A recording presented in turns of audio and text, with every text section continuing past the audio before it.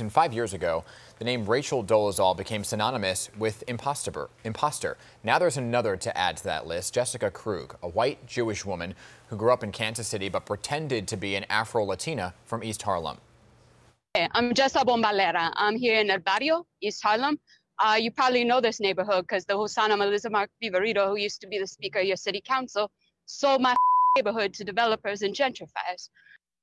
All right, so the appearance, the accent, everything fake. Here to understand the mind of a person who would do this is psychologist Dr. Jeff Gardere. Dr. Jeff, good morning to you. This is a talker. Yeah. So, Dr. Jeff, Jessica Krug taught at your alma mater, George Washington University. Just curious if a school sent out any information about this to the alumni.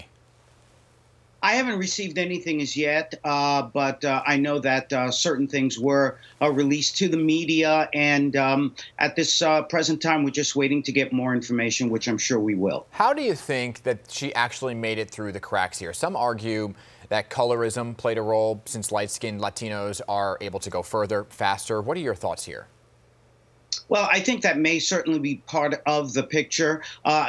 Certainly, one of the things that she did was she engaged in stereotypes, wearing, the large hoop earrings, putting her hair or texturing her hair a certain way, as you could see here, wearing perhaps what would be considered more of an Afro-Caribbean or Afro-American kind of outfit. And then, of course, you talked about the fake accent. So all of those things, I think, played into race as a social construct that we sometimes talk about, and not just genetics. And then when you listen to the soundbite from her as well, right, you hear the tone in her voice, the accent, the attitude. It's a cultural stereotype. So even though she was an intellectual here, what does it say about her as an individual that she felt the need to play this role? What is going on in her mind?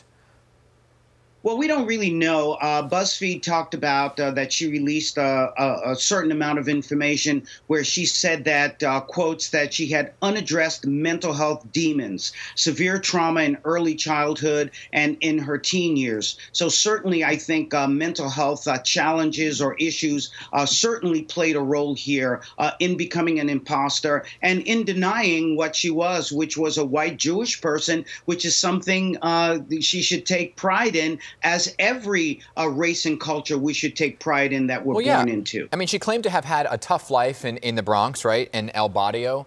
And some people are looking at that saying, okay, that's a negative stereotype in itself.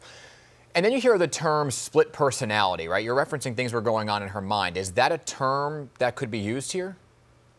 I'm not really quite sure because we really don't know what was going on other than some of the information that she gave us. So we don't know whether she was living dual identities. It sounds like, and she said, by the way, she's not a culture vulture. She described herself as a culture leech because now she feels that this is something that she needs to own up to. But Dan, one of the important things that you talked about was this so-called attitude that she has. And again, I think certainly there's something to be said about pride, but when you are projecting this defiant attitude because you feel this is what makes up another culture and you're falsely representing that, it's destructive to you, it's destructive to that other culture, but it's been destructive to her students at George Washington, by the way, who are very confused, very angry, and really don't know where this goes next. Yeah, I mean, you're impacting other people's lives and taking opportunities away from people at the same time. I mean, she was able to infiltrate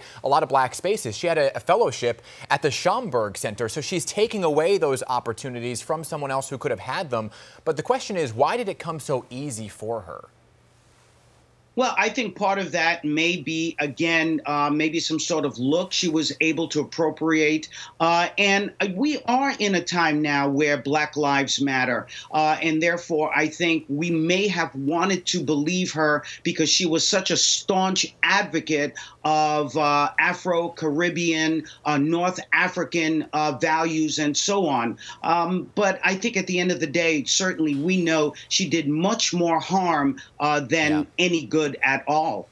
And there are a lot of similarities to Rachel Dolezal. I spoke one-on-one with Rachel Dolezal a few years ago when she had her book come out. A lot of similarities there. Dr. Jeff, we could talk about this for a while since it's a big talker, but we do have to go. We're out of time. Thank you for coming on this Labor Day. Thank you, and have a happy Labor Day to you, to everyone on your show, and of course, your incredible audience. Thank you very much, Dr. Jeff. You as well.